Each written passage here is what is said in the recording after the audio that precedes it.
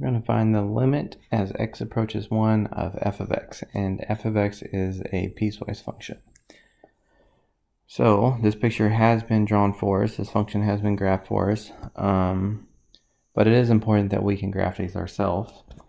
So I'm going to go ahead and graph it here with you. So piecewise function, this is a function that's split up into multiple pieces, and let's make this x equals not 1.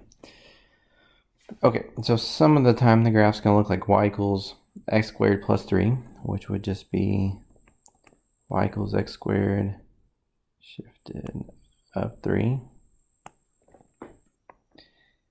And that's going to be everywhere that x does not equal 1. So here's where x equals 1. So it actually does not exist there. There's a hole there. Then the other side of this,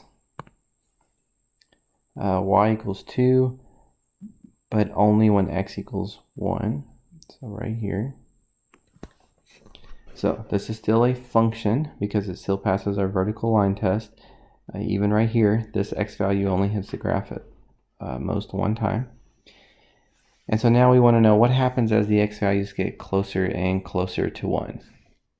Well, this is saying f of 1 equals 2, but that doesn't necessarily mean the limit as x approaches 1 is 2. In fact, that's not going to be true here. So I think I need just a little bit more information on my graph, because this is a parabola, the leading coefficient of 1. This is going right 1, up 1. So there's a hole here at 1, 3.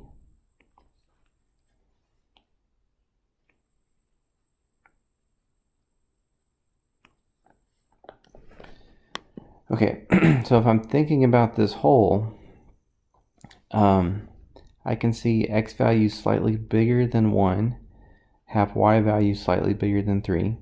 And if I think about x value slightly less than 1, it's going to have y value slightly less than 3.